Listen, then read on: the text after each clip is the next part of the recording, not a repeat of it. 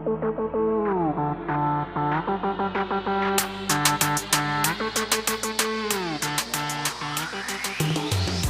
to episode 3 of For the Love Cast. And for people who are watching this, if they see any bouncing around, I have Cece on my lap. She's my new 10-week-old puppy. Hoping she'll just nap here and be really good. So on this episode, I have Diane Zeppelfrick. She lives just outside of Chicago, right? Or are you inside Chicago now? Just at the edge. Just at the edge. On the border. Awesome. And we met almost 2 years ago on the bus ride from Santo Domingo to Las Terrenas, going to Bachata Paradise. And we got to dance there, and we've kept in contact since. And you even came to For Love Bachata once. So I'm really excited to hear about your journey with bachata. So to start off, I wanted to give you an opportunity to kind of introduce yourself and maybe tell how you came to know about bachata, how you came to love bachata. Okay, yeah, thanks for having me. I'm excited to be here. How I came to know bachata and love bachata. The first time I saw bachata that I knew it was half of my family's Mexican, so I would see it like at family parties. Oh, I did not. But I had no idea. Yeah, and it was just, I knew it wasn't a dance I was doing. I thought it was like ranchera or something different, but I knew it was new. And then I had seen it a little bit later in life, still when my daughter was probably 10 or 12. And again, I wanted to move to the music when I heard it at a party, but they're like, no, that's a special kind of dance. Come off the floor so they can dance that. And then when my daughter was towards the end of high school, I was, focusing on raising her, and I had got her mostly out of high school. And then she went up to college, and I started taking a couple of dance classes. And then I came across bachata at one studio, but I went to a different studio for my bachata classes. Once she really got out of the house, I had more time to focus and do all these things I hadn't been doing for so many years. And so I really liked it. It was kind of simple. The teacher was wonderful. And then I learned the dance. I still didn't understand where the dance came from, but I was like, is it from Mexico? Is it from Puerto Rico? Like, where is it really from? But early on, my dance teacher at the studio played a song, and she's like, now this is what bachata really is. And it was fast. It was probably like Kiko Rodriguez or Louis Vargas or somebody. Mm-hmm. And I remember, so this is like where I feel like I really fell in love with bachata as I know it today. I just felt it like light up my body. Like it was almost like my insides were laughing and like feeling so much joy. So that's how I first encountered, those were like my encounters with bachata, how I found it as I understand it today. And then it sort of evolved, like that music. I heard it at a club, and then everyone was dancing, and the DJ was like, "Oh, bringing back that old school bachata." And I was like, "I gotta find this old school bachata." So I Googled that on Spotify, and there's actually a list called Old School Bachata, and it just, yeah. And then I had encountered 3 dances with these dancers that weren't dancing like me, that were like, I was like 1, 2, 3, 10, 1, 2, 3, 10. And I had different encounters with these dancers. And my teacher was at one of them. I was like, what was that? He's like, oh, that's how Dominicans dance bachata. They're not like us. And so then I went on a hunt for finding bachata as I understand it and love it today. And I mean, I love it so much. Did you say why I love it? Or I don't even remember, but I love hearing your story. I love how your description of how it just lit you up, and you felt like your insides were laughing. Like that's so beautiful. And I think a lot of us can relate to that, but I've never had it expressed like that. Like what a gift that you just gave us, like, because that's what bachata does. Now, when you heard that instructor say, "Oh, that's how Dominicans dance," like, what was your reaction to that at first? Were you curious, or were you like accepting of that? Like, oh, okay, so that's something different. No, I was like, what's indignant and persistent. And because I kept pursuing through this dance school that I was at, and I like the dance school. It's a really great dance school, woman owned, female owned. But I kept asking the different teachers, like, I want to learn this Dominican way of dancing. And they're like, no, nobody likes that. No one's dancing that way. They don't even, and I kept being so frustrated. And I don't know what the word is. Just, I didn't buy it. I didn't believe it. I felt like there was an attitude of like arrogance or disdain against the dance. But it touched me in such a way, like I knew this is the path that I had to go. So I just kept asking and asking. And then I couldn't find anything. I'm like, and then I Googled where the Dominicans at in Chicago. I have to go find them. There are very few Dominicans in Chicago relatively, but I found a restaurant. I'm like, I'm just going to start going to that restaurant every week. So I just kept going every week to start meeting people. And there was a club, like El Sitio is like a Dominican club, like the only Dominican club in Chicago. So I started going there, but still had no idea what to do with my body, the way to dance. I was pretty new bachata dancer. And then later someone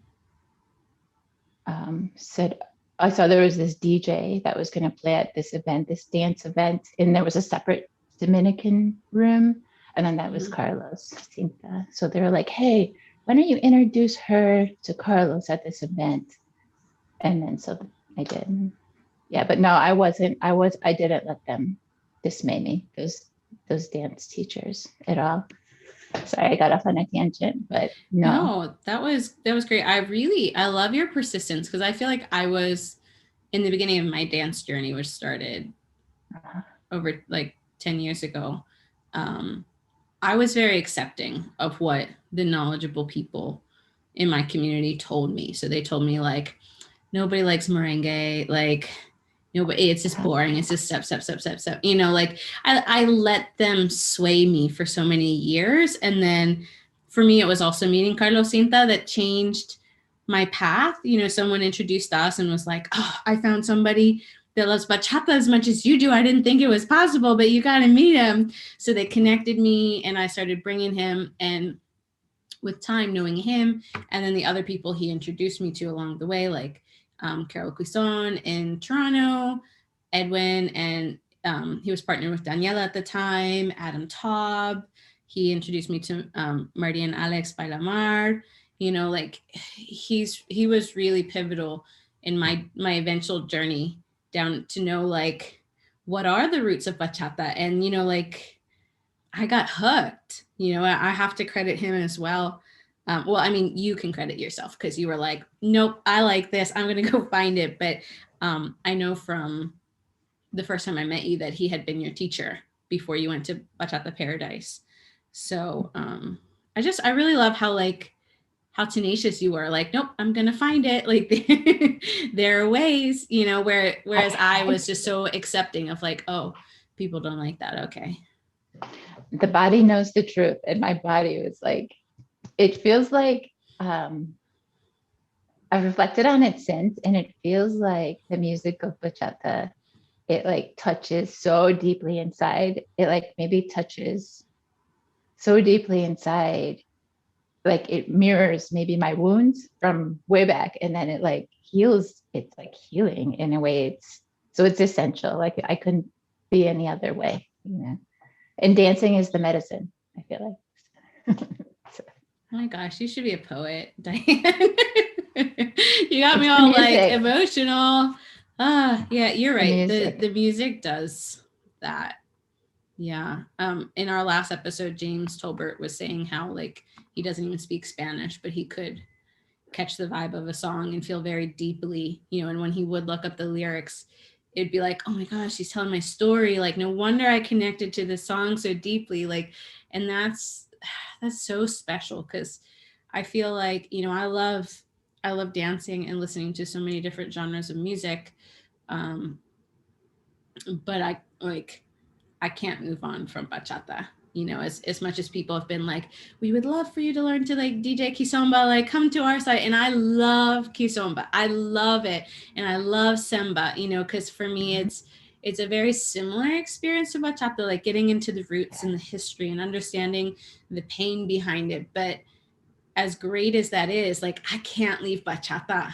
You know, like it's my first love, and it did, like even before I found like Dominican music, right? Like the classic, like the golden era singers, like Luis Vargas, Anthony Santos. Before I really got into bachata at that level, and I was listening to Monchi and Alessandra and Prince Royce and Aventura, it still touched me deeply. Like there was something magical about bachata for me. Um, I just think that's so incredible that so many of us share that experience with the music. Yeah, that's Um, nice to hear your story. That there's others like that because yeah, I didn't know. yeah, I that's the crazy thing too, because at dance events, like I wish there was another way to build them where we weren't so busy. Because when we go to an event, we want to dance, dance, dance, dance, dance, dance, dance. We want to get them all in, especially something like dancing bachata the way we like to dance it, because it's so hard to find, and we're not all privileged enough to live somewhere where you can just go out and dance like that every night, you know. So when we get together at For La Bachata or Bachata Paradise, we are maximizing our opportunities to get our dances in, but we miss opportunities to really connect with each other and hear each other's stories. So I kind of wonder in the future, like I guess it would just be so expensive. You'd have to do like a bachata retreat, right? Like a small group kind of bachata retreat. I'm probably actually what Bailamar does in DR. Probably you get that opportunity.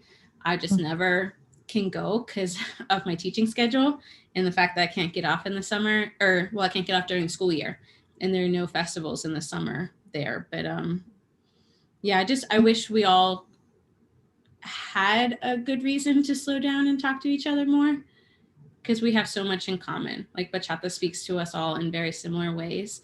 And I think there would be a lot of benefit to us hearing that, you know, not just sharing the connection for 3-4 minutes. Um, so yeah, so I guess that I guess that's part of why I'm doing this podcast, because we have so much in common, all of us. And Yeah. despite the fact that we might feel that we come from different backgrounds, or you know, we started at different times and we have different experiences with dance, there's just so many threads that intertwine in our stories. Yeah, I agree. I was thinking the same thing. I'm like, well, this podcast will help to serve in that function, for Yeah, sure. that's what I hope. Um, so this is a question I like to ask, and I feel like you kind of addressed it, but I'll still ask it directly to see if you have anything to add on. What do you love about bachata? I know you already kind of talked about the feeling and how it lights you up, but is there anything else you? Yeah. I mean, what I love about bachata is, yeah, just how it feels like it touches my deepest wounds. And like, I feel seen with the music, and I don't understand all the lyrics either. And then just dancing and also the connection. I love dancing on my own in my kitchen, but the connection, I think, enhances. I mean, in any dance, I imagine it would enhance the potency of the dance, I guess. I just love it. Yeah. It's so good. It's hard to I don't describe have anything sometimes. And else. I know that I ask a lot of hard questions that would be hard for me to put into words as well. But I love hearing what people come up with as they strive to come up with their answer, because it's to put something so big into words can be really a challenge. I Yeah, love the it's way fun. you've been doing that. Um, What would you say has been your most impactful learning or dance moment so far? Hmm. Early on, when I was just trying to learn how to move my body, it had some blockages or just patterns of not being in a grounded dance move. Mhm. And I was really thinking about it in my head a lot, like trying to analyze the moves, Mhm. And then, so I think I was quite rigid, basically, is what I'm trying to say. And You're not the only one who starts that way. and one pivotal thing in my learning, one impactful thing, which I still carry with me, even though I've learned better technique along the way, is just to have fun. Carlos told me, like, how when you're dancing with your friends in high school and you're totally just goofing around and playing, like bring that to your dance. And so after that, I was able to just loosen up and have fun. And I still carry that now. So I think that's quite impactful for me. Yeah. Gosh, Carlos, why didn't you tell me that earlier? Because again, I was such an impressionable dancer, and I don't know why I am, because I don't necessarily consider myself like a sheep type personality. Like whatever you tell me, I believe. But I guess I just had a lot of respect for dance teachers and figured if they're dance teachers, they must know all the things. And I don't know, over the last 10 years, I've realized how hard it is to know all the things, but I've also realized how not all dance teachers actually care to know all the things. Um, but yeah, I just, my dance teachers it was very much like learn technique, learn more, more, more. And I don't begrudge all of that because for me, like sometimes that technique focus was really helpful in my salsa. Like that's the only way I could learn salsa on two, coming from a salsa on one background, was like drilling my basics with technique on two count. That really helped me level up.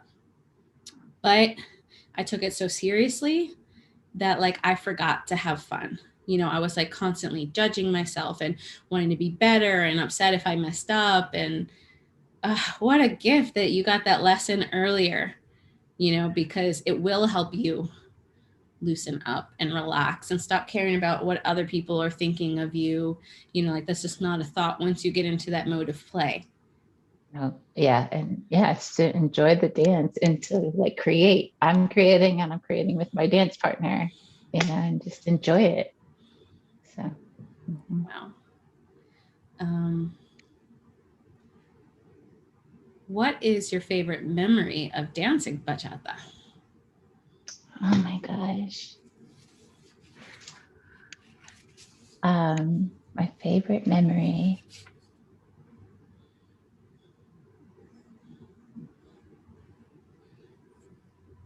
Um,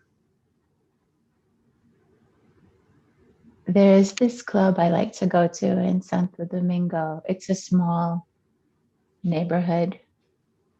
Mm-hmm. Not a neighborhood. It's in the zona colonial, but it's not like a huge club. And there, I've had I think some of my favorite dance experiences, bachata experiences. There was a live band one time, and it's just regular dancing is my favorite memories. One time I went to Santo Domingo the October after May of Las Terrenas, Mm-hmm. and I was dancing there, and I had just been to For the Love of Bachata with Juan and Melanie, Mm-hmm. and I was dancing, and this one guy was staring at me, not in a leering way, just like, and later he was like, "¿Tú eres dominicana?" And I was like, "No." I was like, "Oh, thank you." So, yes, my basic must finally be okay. Yeah. Yeah, That's that was, wonderful. yeah, that was, yeah, Wow. nothing outstanding. I just regular dancing is what I love. Just regular dancing. But that's great because I think, again, with my journey being so different and all the pressure I put on myself, I forgot to enjoy just the regular dancing sometimes, right? But on the other side, when it's just regular bachata dancing the way we like it, we can't always get that where we live. Like in DR, it's easier. Though my Santo Domingo experience, well, when I first went to DR in 2011, the place I was staying, my first like hostel, I guess it was like a hostel. Um, the family that owned it took me dancing, but they were like, nobody likes bachata. Like, and the place had bachata, but they were right. It was like a lot of salsa. There would be merengue, there would be some bachata, but like in Santo Domingo, some places still there's that perspective of like, oh, people don't like bachata. And I remember my waiter, he was Peruvian. He was like, I'm Peruvian. I love bachata, but people don't like bachata here. I was like, that's weird because it's from here, Exactly. I've been experiencing this. I'm glad you brought it up because it's something that's been on my mind lately. In February of the following year, so in February of 2020, I spent almost the entire month in Santo Domingo, and I was in Spanish school, and I was staying in a home, my host home, mi mama dominicana, and their house they were from older money, you could tell. Mm-hmm. And they definitely almost seemed embarrassed that when I would speak about bachata, like there's definitely like they weren't rude to me because they were so fine mannered, but I could tell they were tough, and then bless you, sweet one. yes. And I currently take Spanish lessons from a teacher in the Dominican Republic. We meet on Zoom a couple times a week, and she definitely has given me it's essentially like classism about it. And I'm when you called, I was like, I felt this love again of bachata that I had been sort of making small because I had been in her presence a lot. And it's baffling to me. And I know that I love the music because I loved it before I knew the context of it. But there's definitely, like we have here in the United States, there's this class thing. And it's interesting within the dance communities,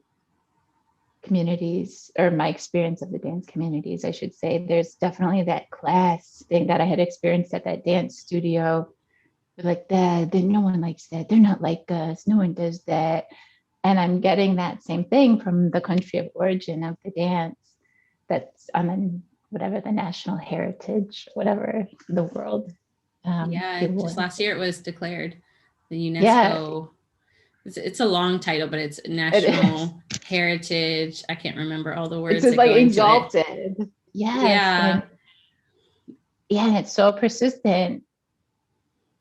So it's kind of troubling a little bit. Yeah. So. Have you learned much about the history of bachata? Yeah, I know we've both read that book from. I was going to ask you about that. Hernandez. Yeah. The first time I tried to read it early on when I was trying to find everything I could, I hadn't met Carlos, that I bought that book. It was a little tough for me, but then I went back and reread it. Mm-hmm. And yeah, it made me even love it more. Just in the subversiveness of some of the lyrics, like in the Trujillo era, just so powerful. Like, it's just, yeah, it's beautiful. Yeah, I did have. And yeah, once you learn that, you can kind of understand how that classism came to be. And it also just makes us marvel at how slow societal change can be and how permanent sometimes those indicators of like stigma can, they're very lasting.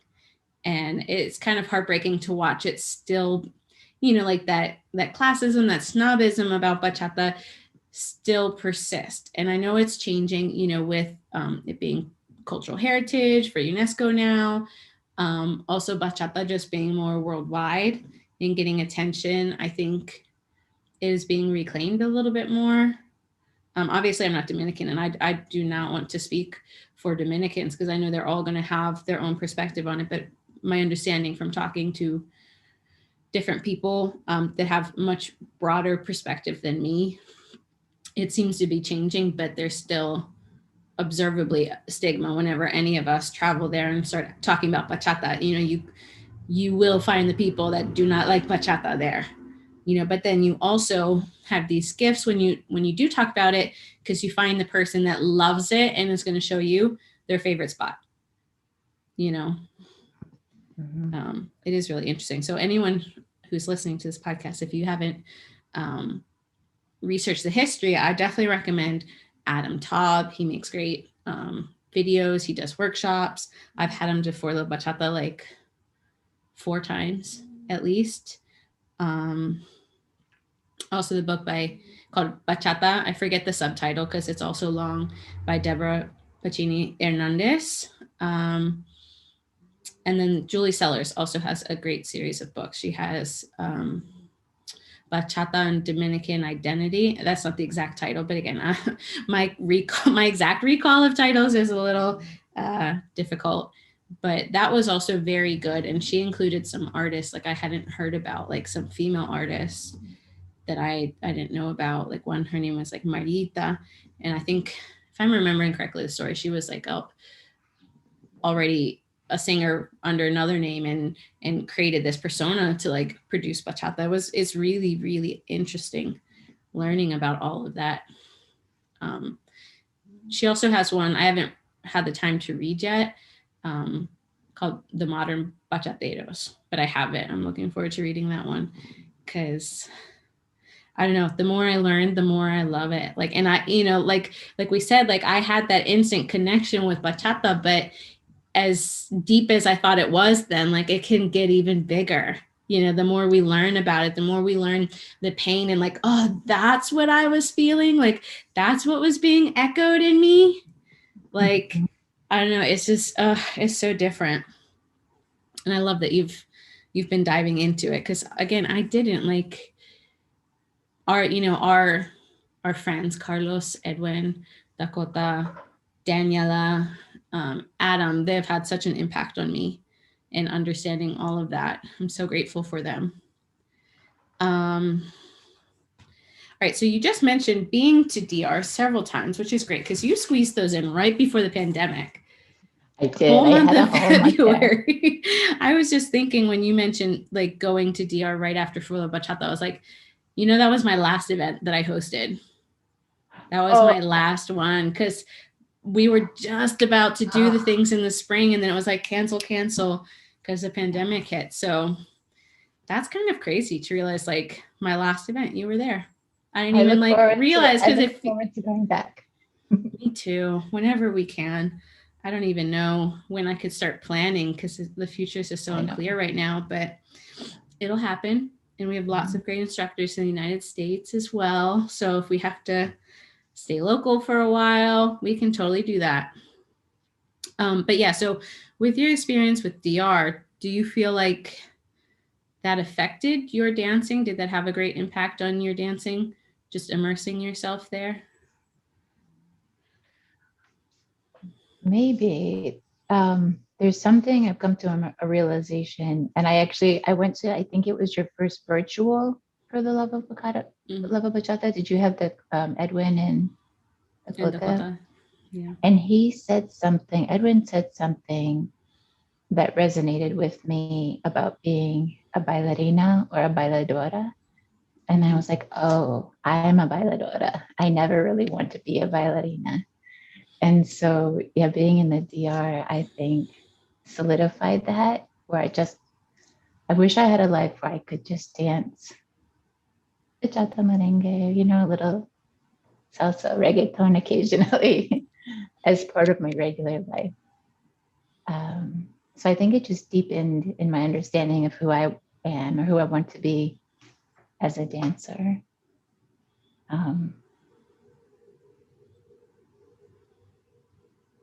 Yeah, that's mostly it. That's awesome. And I see bachata too as like a door for me. It almost was like a portal where I get to enter this culture that resonates with me. It's so earthy and grounded. And when I'm there, everyone's always like, tranquila, tranquila. Because I probably am like a little moving fast and a little maybe anxious. So Mhm. I mean, this is the medicine. This is I need to like internalize these elements into my own being, not appropriate them, but just so I think that helped me to develop as who I am and as a dancer. That's beautiful. Yeah, I know I definitely have loved, like, especially, so my last trip was Bachata Paradise when I met you. That was the last opportunity I had to go. I was going to go to Bachata Paradise again last year with like a bunch of friends. I was so excited. But I remember feeling when I was there last time, so I've been 3 times. The first time I was still a modern bachata dancer. So I was dancing side to side with my tap, and I was able to follow them. I don't know if the people I was dancing with were dancing in shapes, um, because I was in 3 places. I was in Santo Domingo, in Samana, and then in Sosua. And Samana, I think, had the most, had bachata closest to what I am familiar with now. Because in Santo Domingo, like I said, like the people there, they were like, we don't really like it that much. Right. They weren't like passionate the same way. And then Sosua, like we didn't really dance in Sosua. We went to Cabarete, and it just felt very touristy when I was out. Like, I guess it was summertime. Um, but so I think for me, my biggest impact at that time was just like, ooh, they dance a little different. Like, I got some things to learn. And then I went in 2015 to Bachatu, which, I have so much respect for them. I'm not like saying anything negative, but for me, that was an American Congress on Dominican soil. And I did have opportunities to dance with certain people that dance, more of a Dominican way. But it did feel just like an American Congress where I still have to find my people. I have to find the Dominican room and find the people that will dance the way that makes my soul light up. But the last time I went, I have developed myself so much more as a dancer. I've developed my understanding, and especially there with just so many dancers and people, like they were so good about asking us all to dance. I felt like new levels of my own creativity unlocking, because I can be very, like I said, like I could be very hard on myself. I can, I'll close up instead of opening up at the idea of play and risking something. I don't want to mess up. Like, I just want to be a good follow. So even if that means I'm more simple, I want to be able to follow everything. But I was starting to play with things I had never played with before. And that was magical for me to finally be in an environment where I felt like I'm getting enough of this that I can like let loose. Because I don't feel here that I don't get that much of it in a sitting. No, Like I said, no. you have your people that you go to and you have that great dance, but it's not the same. So for me, DR is just it's a wonderful place. It is. Yeah. In my Chicago community, I would just keep hoping, and like you'd get that magical surprise gem who has Carlos calls it like the Caribbean bounce. And like you get that gem. I'm like, oh, you're from Colombia, or it's like that one gem. Yeah, you don't get enough of it. Often I would be a bad follow and just hijack the dance and just do what I want to do. Do like a 16 count turn. And he wanted me to get around in 4. I've done that too. I don't know. I haven't like fully created my philosophy of how to make what I want work here. Like, I think that was one of the reasons I started to lead, because even people who are like, oh, she loves traditional bachata, let me grab her for this song. And then it's not like, it's just fast paced, it's energetic, it's fun, but it's not the same flow, right? It's something else, and I don't know. I don't know what my philosophy is right now. Like, do I just meet, because I guess on a basic level, I believe that I should just meet everyone where they are. But sometimes when your soul is craving something and you're not able to get that by meeting everyone where they are, what do you do? That, I think for me, that's a big question. And there have been times where I did hijack the dance because I was like, I'm tired of you picking my whole frame up off the floor so that I cannot be grounded. I am going to force my bounce into this song, even though you do not have it. Like, I've done those things as a way to like I don't know if it was to preserve my identity or to like rebel against forces that felt too strong, you know? Yeah. Yes, I understand. I definitely have had my moments of that. Or doing like, if they're doing spin after spin after spin after spin, like I will introduce an 8-count turn because I'm tired of this. Like, some leads don't realize what they put their follows through, you know? And again, We I'm will not like not. bashing them because we Oh, all I have our know. own learning process. And I'm sure I've been a bad follow at times, you know, and I'm not saying I'm perfect, but just saying in some of those moments, I have gone to like hijacking by like, nope, Yeah. I'm just gonna slow this turn down. We won't be body rolling during Teodoro Reyes. Yeah, I prefer But I not to, appreciate, like yeah. most of the time. I appreciate you saying though to meet them where they are. That's kind. It's kind.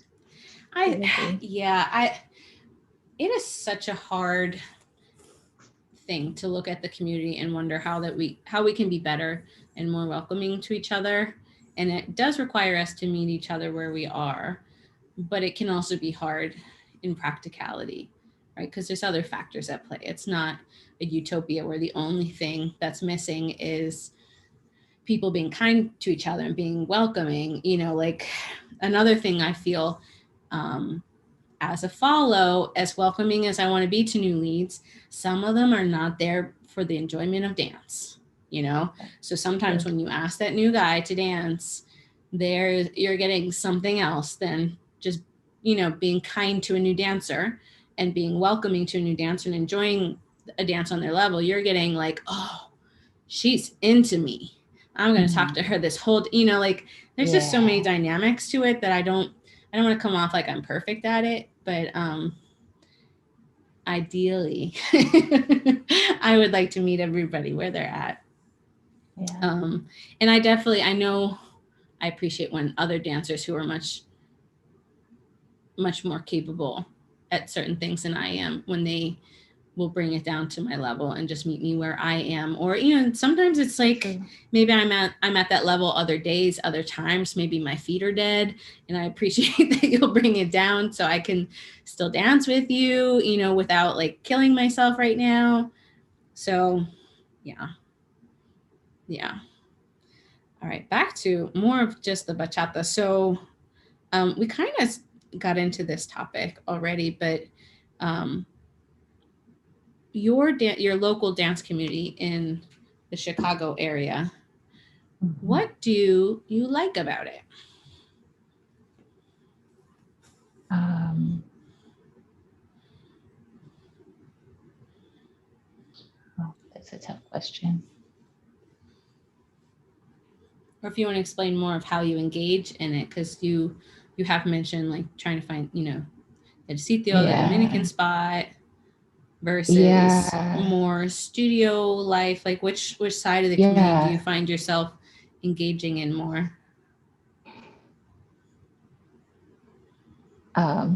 Prior to the lockdown, um,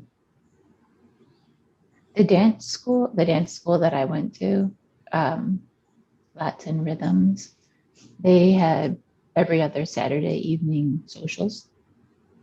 And I think there, at least the environment was, though there were cliques and everything, generally like the environment is pretty welcoming.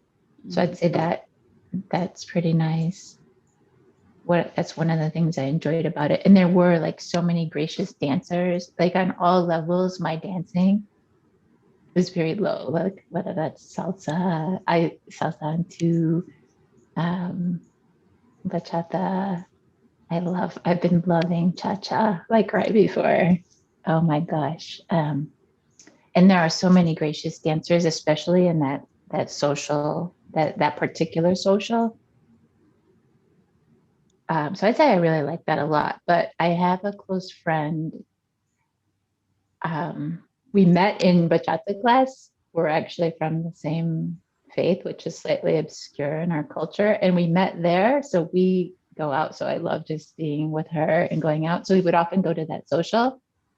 And then we would go to El Sitio after the social, which was completely different. Like it's just so earthy and grounded and regular people, and you're dancing to dance, not to like show how fine you are, like it's not a performance. It's just like dancing. So earthy, guttural. I don't know it's just so deep. But I wouldn't even call them the dance community, the latter at LCPO.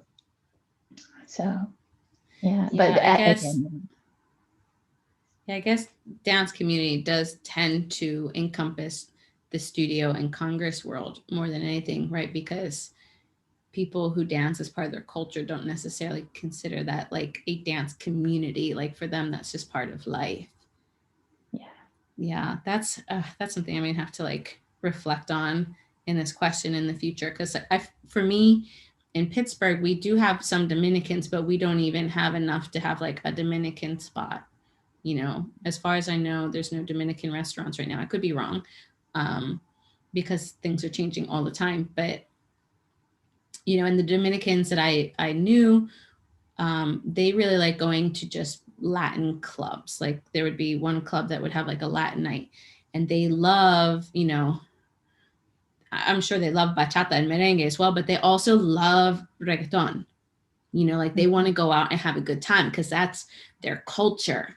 Go have some drinks, go out with your friends, hang out with your friends all night, maybe meet a couple new people, dance with your friends here and there. But mostly it's the whole experience. Like it's different for them. So, and for me then to get my dance kicks, it hasn't really been with them because just their vibe was different. And I, like I said earlier, like I want to dance. Like my purpose for going out is to dance. Like I'm not a drinker, just naturally, like it's not something I care about. So I don't necessarily feel super comfortable in those Latin club environments sometimes because I don't have the same mutual method of like having fun, without the drinking. And sometimes I get really bored if there's no dancing, So I do tend to gravitate towards dance communities, but it can be hard when the style of dancing you like is from this cultural environment, but you want to approach it like it's part of the dance community. And it's so odd. I have a lot of unpacking to do with that, right? Because we cannot and should not expect it to exist necessarily in our dance community the way it is.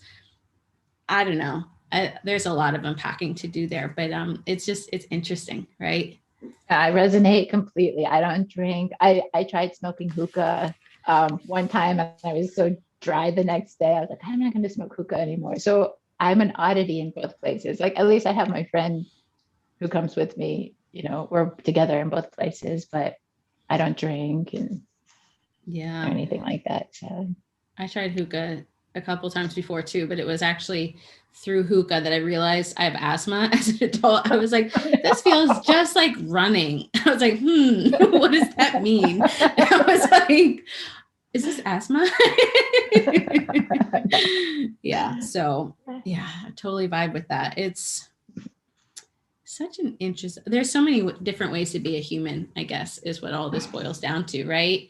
And it's like, how do we find our tribe when you're the person who's like, I love to dance, I don't love to drink, but even the dance community needs to thrive on drinking if you're going to have it at nice, like bar or restaurant venues. Like it is so complicated. And I don't know, maybe we do need all kinds of people to come together, because I could buy a couple waters maybe, or I'll pay a cover charge, but I'm not going to rack up a $50-$100 bill with drinks because I'm not going to do it. And even if I do drink, every now and then I'll have like one or two, depending.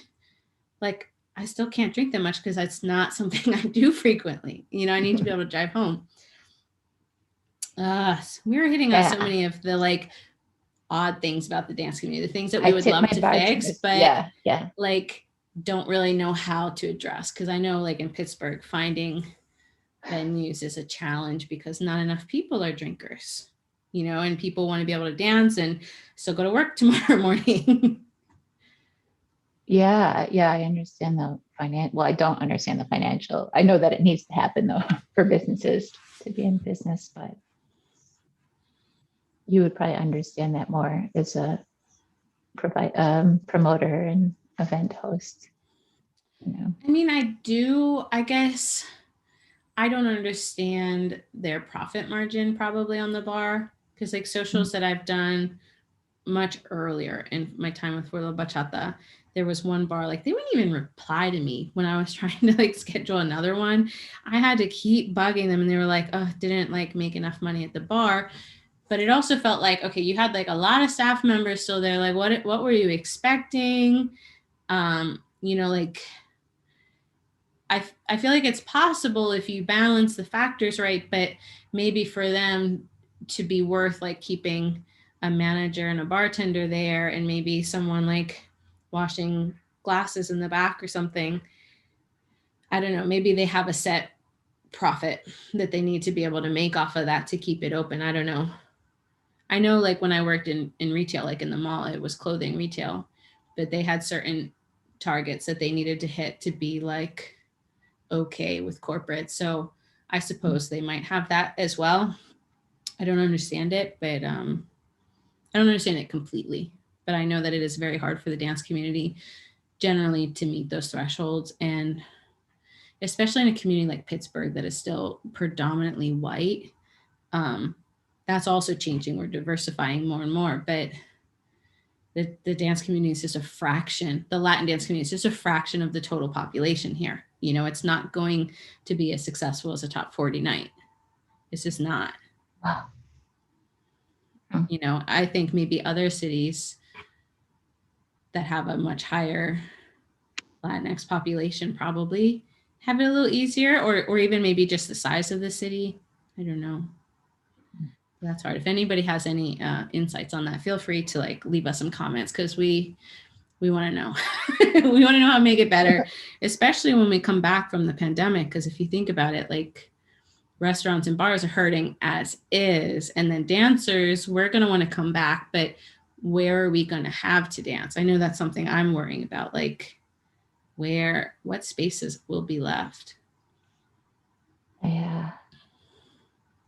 I can't wait for that first dance.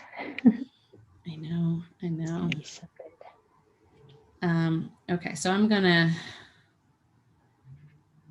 feel like I had a question in my head that I wanted to ask, and now I can't find it. Okay, so if you could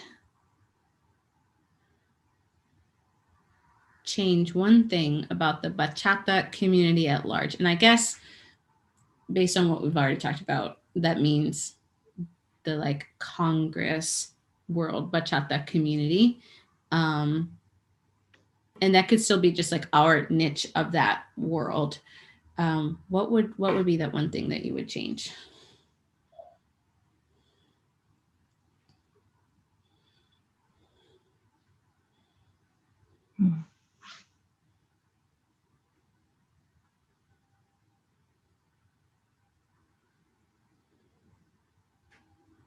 I don't know. I'm so heartbroken by the Congress world. And so I feel like anything that comes out of my mouth is going to be not nice. So I'm trying to reframe it or try to think of it. And I'm not completely enmeshed like in the niche, like the world, like that, all those people you mentioned. I'm not completely enmeshed in that world. Like I feel like I don't even know enough to say what one change I would make. In the Congress world, I would say grow a heart and some authenticity, but that's valid. That's valid. There's definitely events where you see a purpose behind their lineup and the people they choose, and sometimes it's the same lineup at this event, that event, that event, that event, that event. And how is that like you creating something authentic? You know, if your lineup is a carbon copy of who we just saw. There's an observation that I've made, like with, I guess I like how you expressed it, called modern bachata. Maybe I don't know what the right word is. Congress bachata. To me, when I observe it, like and I wonder if this is why people adore it so much, is because there's this heavily like sexy element. Like they get to maybe engage with some of these erotic moves, which maybe they couldn't otherwise, or they can feed off their fantasy that way. But to me, that level called sexy is weak. It's powerless. It's like a fake power. Whereas what I see in other dance, like authentic dance, is sexuality, like sensual, and it's so rich and deep and powerful. But in the modern Congress, my observations of it anyway, just feels so superficial and just flimsy, So I don't know how to put that and how I would change it. And again, do they need to change? I'm okay with people if people want to do that, that's fine. Like, I'm not even judging them, it's just not my thing, and let them be. And I don't know, I'll find something different rather than maybe trying to change their interests or experiences of that. You again, you explained something in such a new way, like saying that's flimsy for you. I would agree for me, because there was a time when I was much younger, when I was in my mid 20s and still new to dance, where I liked that, but my views of the world now and then are totally different. My understanding of just all the forces of society and how they push on us is just so different. And at the time, I guess I felt like being outwardly sexy was something I needed to somehow feel or be in order to get attention from the opposite sex. Meanwhile, that kind of attention once gained, looking back, is clearly not what was good for me, right? That didn't go anywhere productive. And so that is a realization I've had for myself as I've developed, right? I'm 34, turning 35 in a couple months. Like, for me, that type of expression is inauthentic. And I like how you said flimsy, because it's not actually connected to my sexuality. It's not actually connected to my essence. And when I'm just dancing the way that makes me happy, like the way we've been talking about this whole episode, that I feel exudes probably more my natural sexuality. Not that I'm necessarily thinking about it, because it's not something I have to add on. Whereas for me, dancing sensual bachata, it was something I was adding on. And it just... It's a part of us when we dance. Yeah, it just emerges naturally. And is often repressed. And I'm sure for the people that really love that style, that is more of an authentic expression for them. But for me, it just doesn't feel that way, right? I don't know. I don't even possess the power to analyze how that is, where it comes from. Isolde, in our first episode, she really put it into nice words, like how some people like to kind of like dance up here, and she likes to dance into the ground, like, and that's another way to look at it, is like, yeah, like this doesn't make me feel good or sexy, like that doesn't light up my soul. But pushing into the ground and like really working with the earth, you kept using that word in this episode, which I like, that does something for me, right? So it's just interesting, like, again, like all the different ways to be a human, just so interesting. I just wish that this way to be a human did get a little bit more space in the world. I would say my one thing, like reflecting on what you just said, I wish this way of being a human could get a little bit more space, because like you said, there's a lot of stigma, like nobody likes that. And it's like, but I do. I like the way you expressed it. And if I like it, other people have got to like it, because I'm not the only person in the world like me. Sure. So interesting. Okay, so I want to wrap it up before this goes on too long. But I feel like I could talk to you all afternoon about these things. So I will start our last series of quick questions. You can answer just like really short, or if you want to provide an explanation, that is also fine. So first one, who is your favorite musical artist?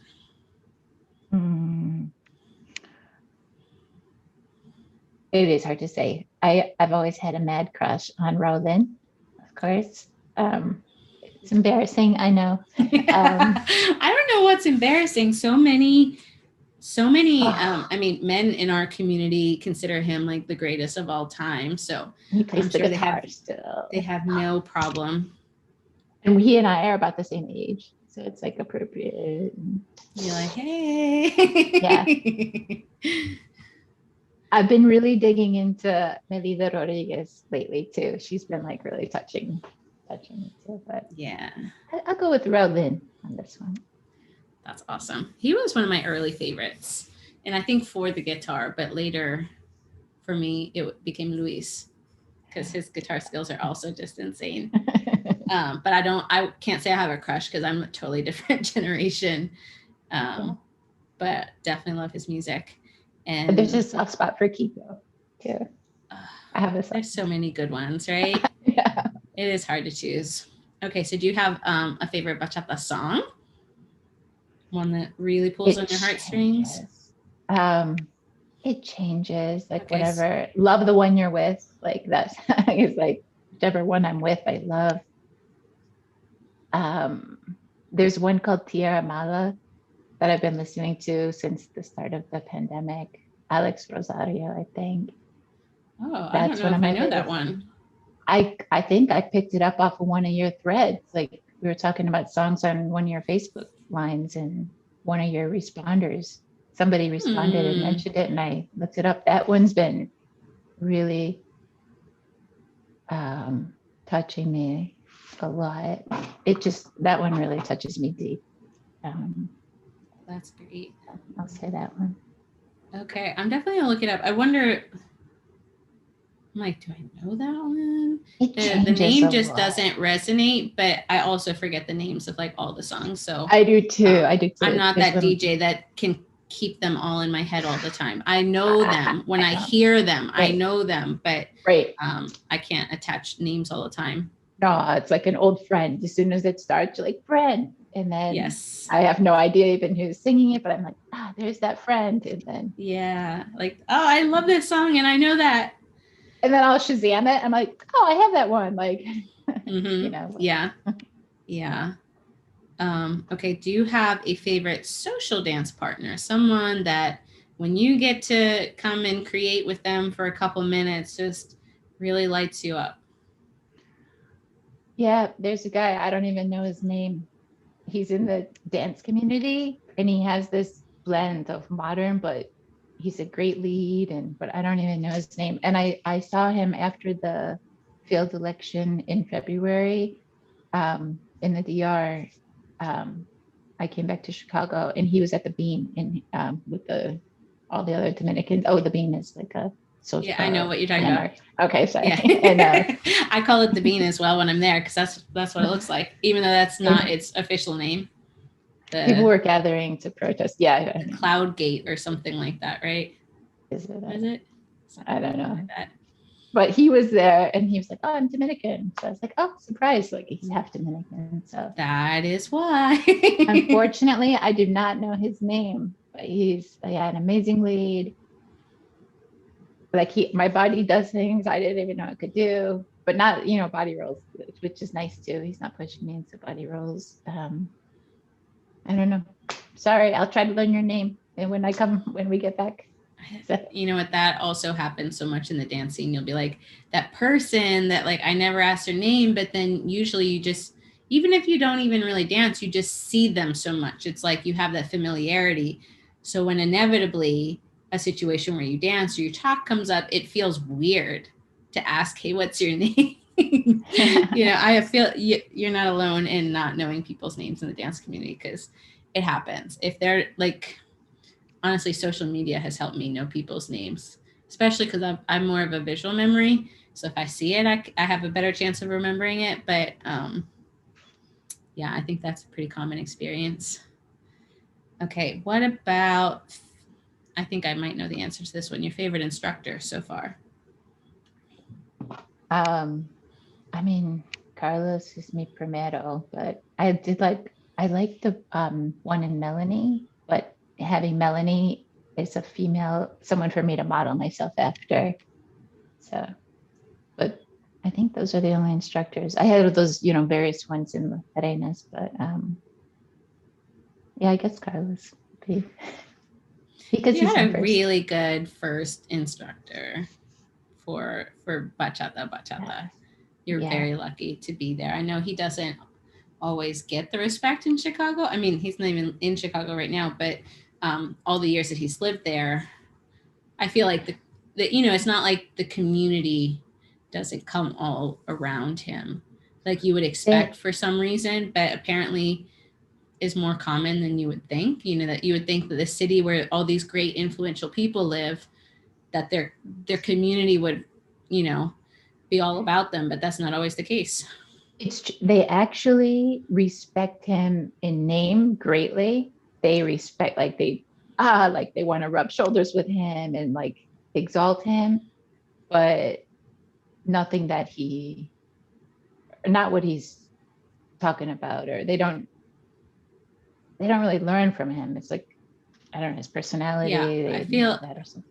gosh, like if I lived where Carlos lives, like if I had, I mean, I could be like asking him for private lessons, and he would probably he would help me with anything I would ask him for. But if I lived there, like I would be taking weekly classes. I would be seeking out I knowledge. Like know. teach me as much as you can about music, because like I've taken your workshop so many times, but like there's just so much more, and I know that he can find new ways to Oh, explain it and just like yeah, really help take you to higher levels. Like if you have him right there, like why are you not learning from him? But because they don't want to learn that kind of dance. They want to learn that be the other way. And but yeah, he's an amazing teacher. He cares so much. Like, and he's thinking about, like, I had such a hard time learning my basic, and he would be like, hey, I woke up, I realized you're not shifting. Like, he's always thinking about the problem and the way he analyzes movement. mm-hmm. And he's actually good at like teaching, because Yeah, doing and teaching are so different. Yeah, they're 100%. yeah. Yeah, I've actually heard, I don't know how true this is because I've never lived where they have lived, but I've heard that Island Touch has had that problem too. That, like they're originally from Tampa, I think, and people were like, you would think they would be so big in Tampa, but they don't get that much love. And I find that weird. And then they were in like DC, and then they were in like Jersey, and now they're back in Florida somewhere. So I don't really know what the truth is there. If someone else knows, feel free to correct me. But I heard that as well. So I was like, maybe that's just a weird thing. But yeah, anyways, I think that you are just so lucky to start with him, Yeah, because he and has so look, much to give. yeah, I'm so lucky finally that I found someone to teach me, and then the quality of his teaching and passion for exactly what I wanted to learn. I feel like God sent him to me for sure.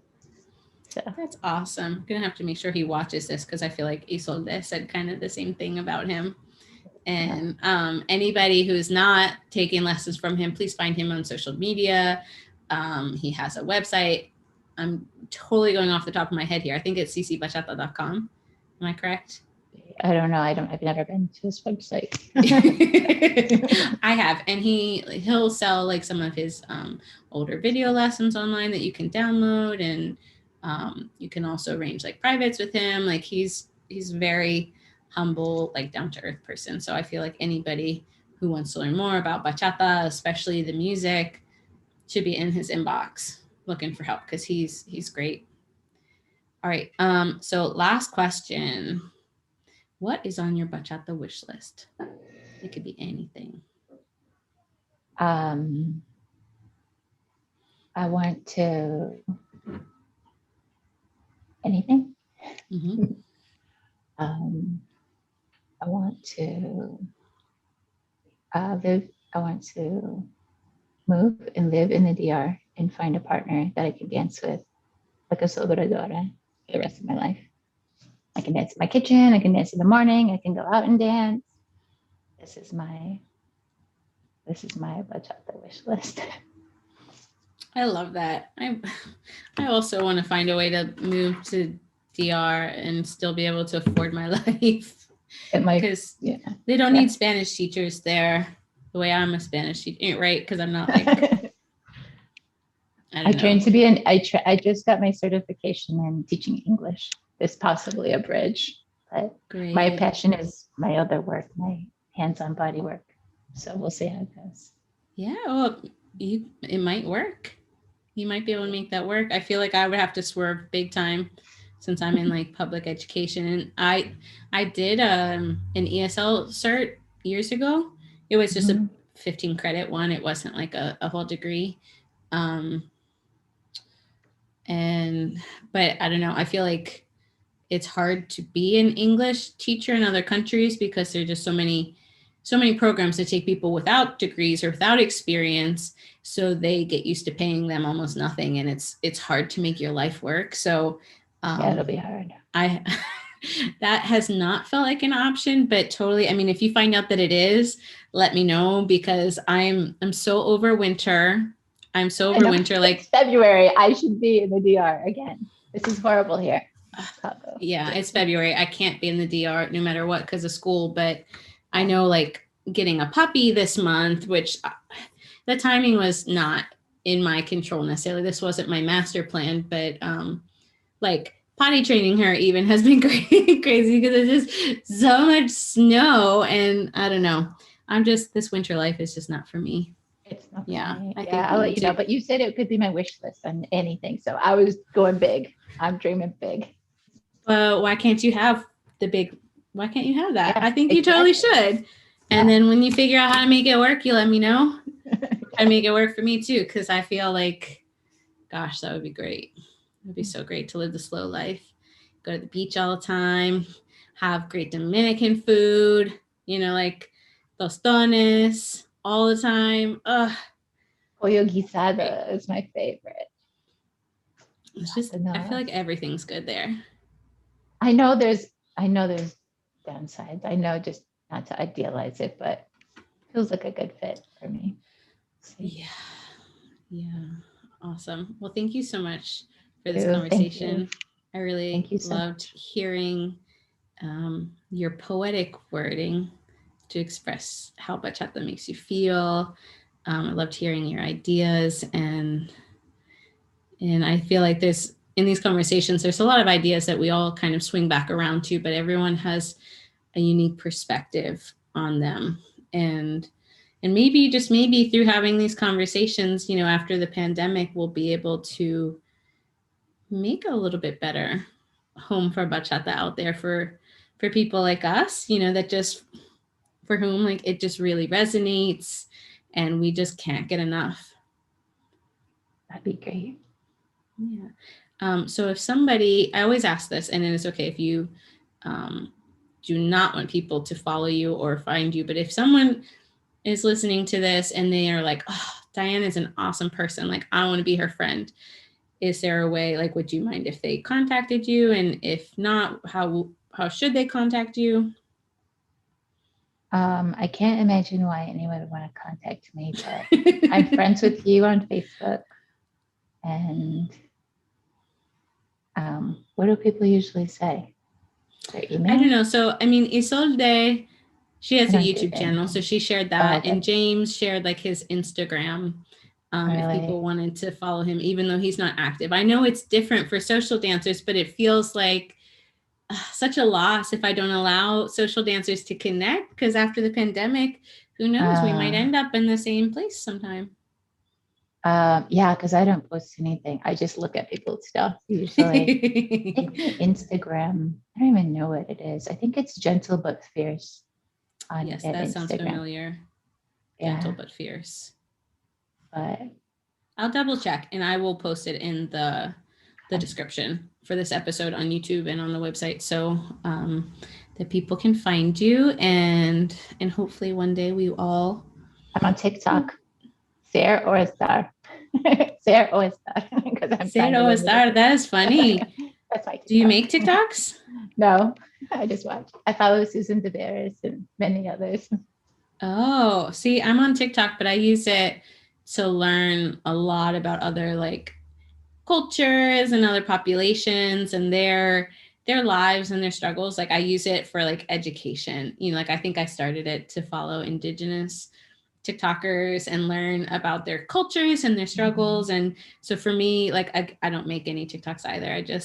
I go on there and I feel like I learn about the world and people and how I can be a better human, how I can help better. So that's cool. That's what I do with all my social medias. I'm not posting anything. I like to learn. I learned from yours on Facebook, different people on Instagram, TikTok. So that's exactly what I use it for.